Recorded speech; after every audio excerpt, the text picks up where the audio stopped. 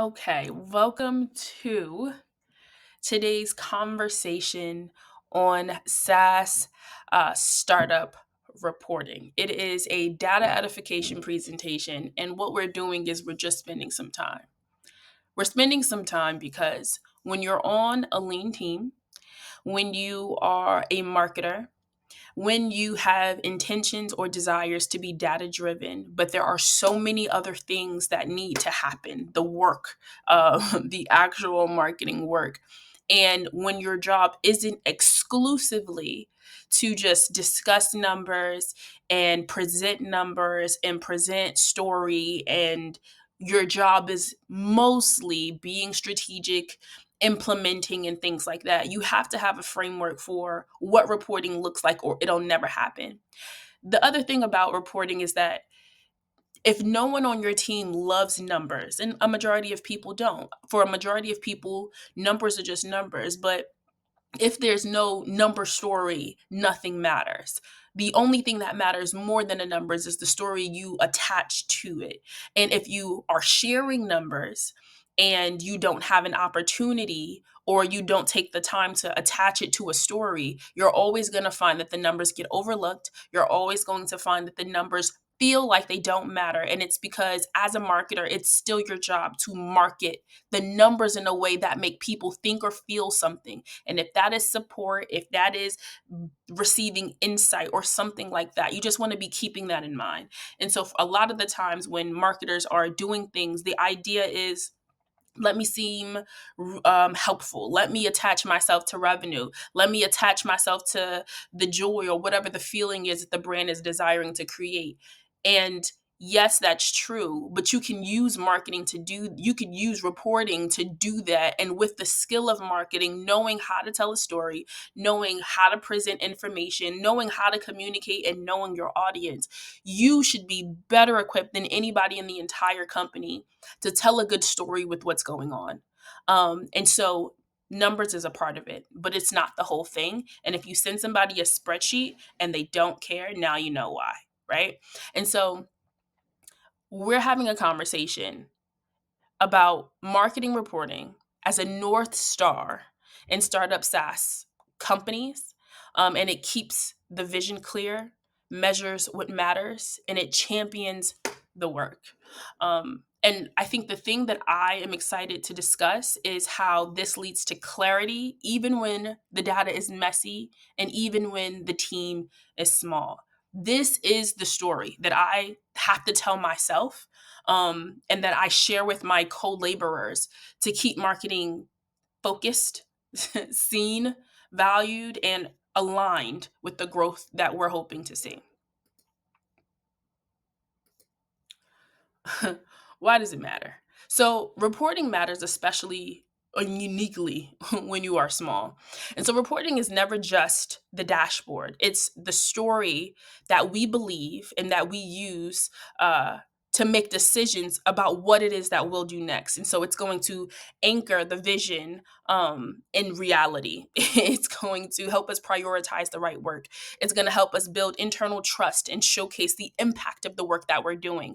It's going to prove and protect the marketing budget. It's going to make gut calls a lot smarter, a lot more intentional. It's going to get people excited about the impact of our work. And when you're only a few people deep, the temptation is to stay scrappy and reactive. But without a reporting muscle, we lose sight of what's actually working. And so reporting forces clarity for us. It connects the dots between what we're doing and what the business is experiencing. It helps us decide what to stop, what to double down on, and how to protect our energy and investment. And if you're a small, tired team, you really want to be doing the right work at the right time in the right way. And so reporting is constantly going to help you accomplish that. So why SaaS? Why startup? So one, I noticed in even looking for a resource that even though I know so many things, even though there are so many things that's going to be powerfully important as it pertains to marketing reporting, when it comes to reporting in SaaS and when it comes to reporting in a startup, I think the things that matter are gonna be similar, but what to communicate when and how is gonna change just a little bit. The thing about SaaS is that you might be marketing, or you might be measuring something that's slightly different from what you would be measuring if you were measuring the sales of a physical widget.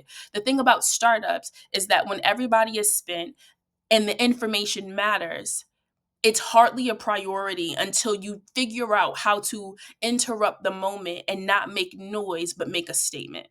And so the thing about all of these environments, and even more general environments, more established environments, no one's waiting for your report. And if they see it, they're like, great. They skip to the last page to your findings and insights so that they can really figure out what's all going on. Are we on track? Are we off track? Is it working? Is it not working? If it isn't working, what has to change? If it is working, what exactly is it that's working?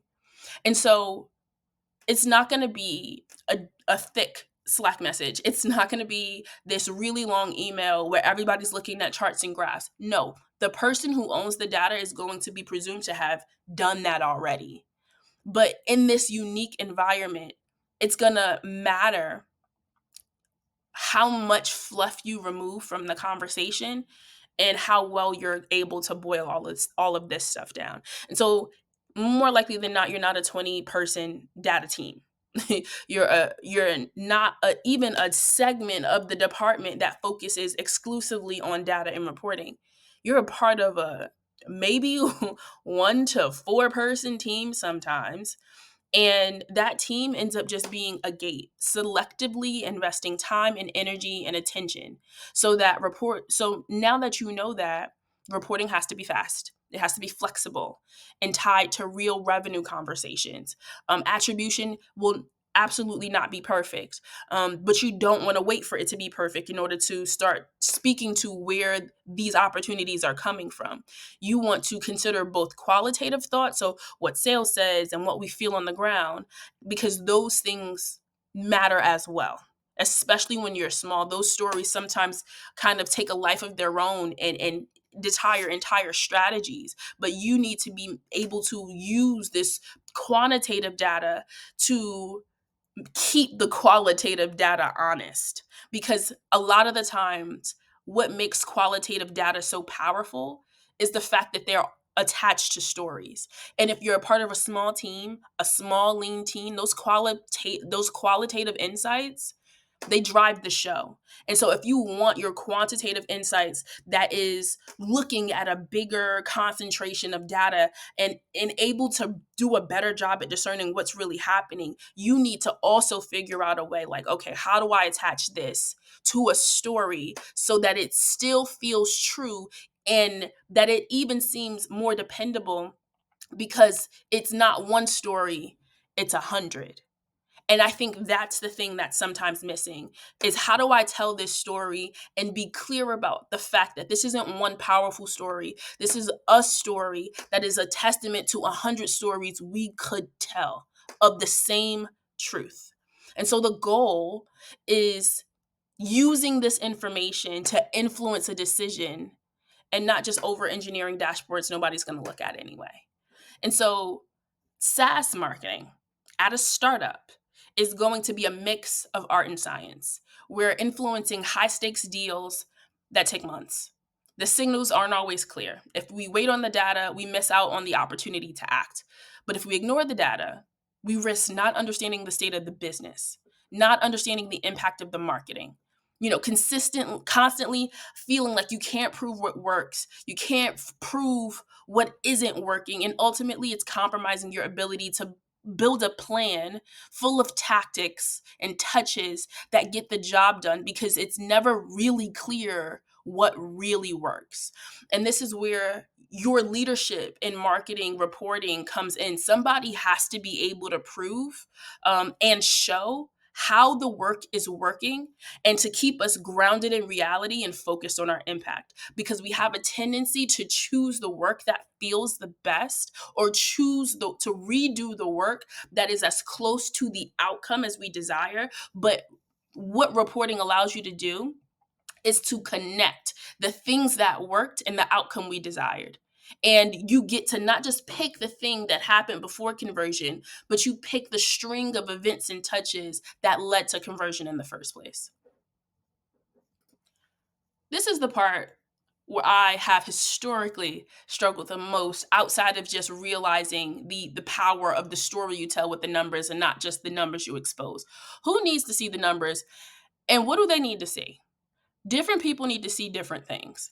And so your VP of marketing is going to need to see strategy alignment and investment ROI. Why are we doing that? What are we doing? And did it work? How much did it work? Did it work 2x? Did it work 10x? These are the things that they need to know. And so what you're going to show them is attribution, revenue attribution, lead attribution, and you want to show influence deals by marketing, and you want to show that marketing influence velocity in these ways. That's what they want to know. Now, once they start drilling down and asking curious questions, it's important that you don't kind of force your VP into always being updated on everything that they've ever asked a question about, because they're going to have a lot of curious questions once they see what the potential of information is. But this is the story you want to tell when they aren't asking any questions, and you just want them to have a pulse on what's actually happening. AEs and SDR teams, they need to know about context and conversation starters. And so they need to be aware about of touch points, content engagement from, their prospects, and the warm up time. So there's this period of time that happens where before the prospect feels like they can shoot them a text, they warm up, and content helps them warm up. It exposes that you guys are the right people. This is the right product, and now is the right time. And so what you want to be doing is making sure you're communicating which touch points are happening to their accounts, what content is moving the needle, and about how long and how many touches and which touches specifically are helping them meet their goals and their plans. For founders and execs, they're always going to be curious about the business impact. What the content was or what the asset was, I promise you they'll almost never care unless they're looking at something and it's just near your desk. But they're always going to be curious about pipeline influence, the revenue driven, and the cost of customer acquisition. They're always going to be like, how much did it cost to do all of this? Is this scalable? Is this sustainable? How did this all in the end make sense? And your marketing team is suspiciously or surprisingly, if they're not an executive, probably not going to care about many of the things that we've talked about thus far. Shocking. Your marketing team is going to really want to know things that are related to focus and feedback. And so, what is the performance of the assets we're all working so hard to create? What is the impact on the funnel that we're working so hard to move? These are the things that they're going to care the most about.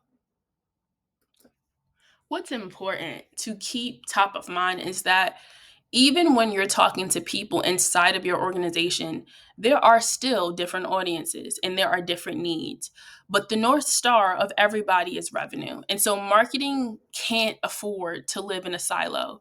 I have to speak the language of the teammate or the stakeholder. And what I track is only useful if it can help inform the decisions made with my collaborator or with my manager. It affects budget, it affects timing, and it affects direction. I think one of the things that I hated learning, but that helped me the most, is that you cannot talk to everybody the same way. You cannot use your jargon and try to communicate things that matter only to you. You have to talk to people about what matters to them, because it's only really rememberable if it's a good story and if it is valuable to them in decisions they're making. And so you don't have to keep the numbers so close to the chest that it's romantic and you're talking about a love affair that you have with a few numbers. No, you need to tell a story that's relevant to us all, relevant to the person you're speaking to, and supports them in the work that they're doing as well. Or not tell the story. Because the thing is, you don't report on these things just to make yourself or your team look good. You want to be a collaborator. And the thing about it is that numbers are not just look at this looks good. It's normally the beginning of a conversation. But if I started every conversation only thinking about what I want to say and not thinking about what I hope you receive or how I hope you respond, it shows and proves that I might not be fit to be in constant communication because I don't know how to do it well. And it's going to end up with a lot of time wasted and a lot of relationships not well built because you aren't actually considering the needs of the person you're supposed to be serving. And these folks are the people you serve as a person who is communicating this marketing reporting information. And so exactly what is it that we're tracking? We want to make sure we start simple, stay sharp, and go deeper over time, and as capacities expand. But you want to have a few core categories. The first is going to be like deal influence. So you also want to be tying the thing that you are measuring to a question that they are constantly looking for the answer to. And so if I'm talking about deal influence, we want to be considering the question like who engaged with marketing before closing. If we're talking about pipeline creation, we want to be answering the question, what marketing efforts brought in new opportunities? If we're talking about content impact, what's actually getting used, clicked, and is converting into new leads or to new deals or into deals closed? If we're talking about channel health, is our site, email, event activity fueling real conversion? And if we're talking about campaign effectiveness, we're really asking, did the initiative change the pipeline? And I think these are really, really powerful questions because at the top, like in the big conversation about a particular event or a particular campaign, these are the things folks want to know. This is the question they're hoping you answer at some point. And so if I try to track everything, I probably track nothing, which is also my experience. I'm trying to do all of the things. It's not sustainable. It doesn't scale month to month. It doesn't consider the busier seasons. And so when I ask, when I'm preparing my reports, when I'm preparing my reporting, I'm asking myself, what's a question I'm trying to answer? And I look at these and I'm able to consider that, and it's able to frame what I share and what I keep close to the chest. And when I am sharing information, the goal that I personally have is to make it feel real. Numbers are only as good as the story I tell with them. And so, what I'm adding in that story to formulate that story, I am adding commentary. What's surprising? What's concerning? What's exciting? Bring the pipeline to life with examples, not just charts. And so, report the wins and also the learnings. Both show strategy and both show strategy at work. Use reporting moments to ask, what's the next best move? And so I'm not just sending people numbers. I'm shaping perception, and I want my team and leadership to feel why this data matters. That we didn't just make something pretty or send an email, we moved the dial on a deal. And so even when we've missed the mark, we've learned faster and we've adjusted quicker. And that is the win. And so we're closing now. We're coming to a close, but there are a few things that I want to share before we go ahead and just kind of like get back into the work of going ahead and reporting and telling the right story. But we want to avoid a few traps as well. So we want to keep these things top of mind. Don't chase vanity metrics, chase decisions. Don't wait for the perfect tool. Use what you've got. And don't report to look smart. Report to drive action. Don't just track what no one will use. Track what moves the deals. We have permission to keep it simple, clean, and useful. A dashboard is not a badge of honor. It's a conversation starter. I don't owe anybody a complex system. I owe them insight, and I keep that top of mind. And I think sometimes when we put all of this effort into cleaning up this data, consuming this data, analyzing this data to create insights, I think it's sometimes really important to consider what we personally gain as well. We gain clarity, we gain confidence, and we impact culture. Data builds clarity. Clarity builds confidence, and confidence builds culture. And so we get a sharper point of view of what's really going on. We get to make decisions much, much faster. We get to have more autonomy over what it is that we're prioritizing. We get to have a stronger voice in company strategy because we understand exactly what's going on. And we also have the opportunity to be a better, experience better mentorship for my team, or to provide that by being able to articulate the insights. When I know what's working and why, I don't have to wait to be told what to do. I can lead because I know what's going on, and based on what's going on, I know what has to happen next. And am helping others to make better bets and better decisions as well. And so reporting isn't just about accountability, it's how I scale good judgment. And there are reporting rituals we can hold on to keep us rooted, relevant, and revenue aligned. And so, if we are looking at what's happening on our weekly reports, we're tracking deal touch points and content engagement. If we're looking on a monthly basis, we're updating pipeline influenced and campaign impact. If we're looking quarterly, we're looking and reflecting on learnings, updating frameworks, and as needed, we're translating the findings that we're sharing to sales teams, executives, and to creative teams. Because a lot of the times, as we work on new projects, we're kind of taking the learnings that we've gathered along the way to, of course, influence new decisions.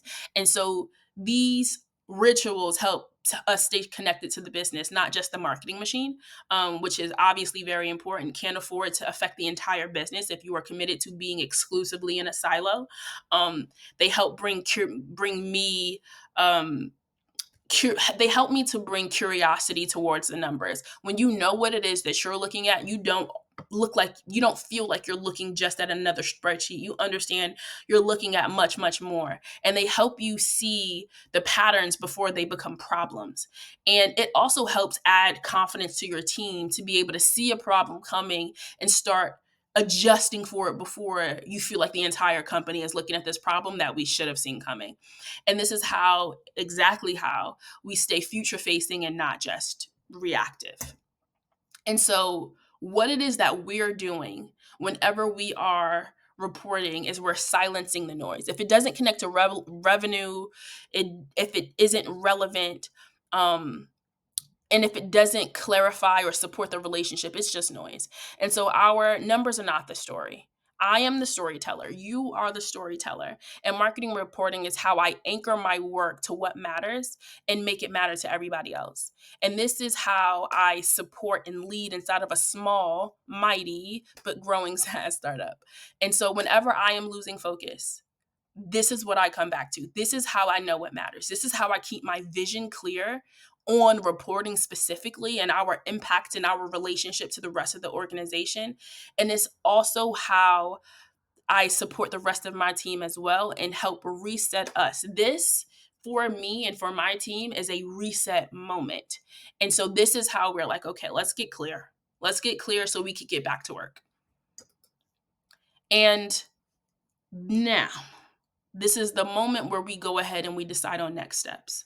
You could decide to start with, let me just start with a weekly report. Let me just see what I need to see and see what of what it is that I'm looking at needs to be kind of put into some kind of story form and communicate it to the team. That is something that you could start with. You could start with the next report, or you could start with a singular metric that you know that you aren't looking at right now. But when you are reflecting, you want to be considering, where is your reporting disconnected from the real conversations, and just consider that. Oh man, I have information about this, but I haven't shared anything with them about it, or I haven't been able to engage in a dialogue about something that I know and understand, even though I sent them the slide, even though they have the dashboard. And now that you've started to reflect on the impact of your reporting thus far, you can now decide what's one thing you want to understand a little bit more deeply this month so that it could help you understand the story. What part of your reporting needs to shift to support better decisions? Maybe it's not just prettier slides. Maybe it's understanding the impact of all of the information together. But you want to make sure that you have an idea, not just of what it is you want to measure, but how it is you want to be communicating that a little bit better. And the next thing you want to do is tell the story. Pick one recent campaign, asset, or event, and have an idea of what you would say about how it went to your VP or your CEO. Because when you're reporting on these things, more likely than not, you're reporting to your superiors, and you want to be able to articulate things quickly and clearly. And then their questions that are natural and that they always have, they help you do your drill down. And so, what do you want the takeaway to be in this presentation, in this conversation? And then I would just say commit. Set a recurring time on your calendar to do the reporting and the story crafting, and treat it like a workout for your strategy brain or your strategy muscles.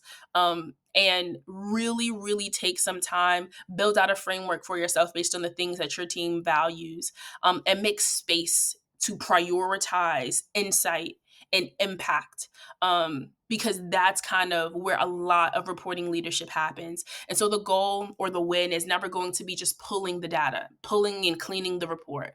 It's being the person who knows what it means and what to do next. And it's your job, it's not your job to prove that marketing matters. It's to show how it matters. And you can start simple. You can start right now. And the story you tell changes exactly what your company sees. And so that is all we have for today. I think that you have more than enough to, kind of draw up a really nice storyboard for yourself, that allows you to be able to say, okay, what metrics do I need to see? What question am I answering? And what is the story here? And I think that's enough to go ahead and get started.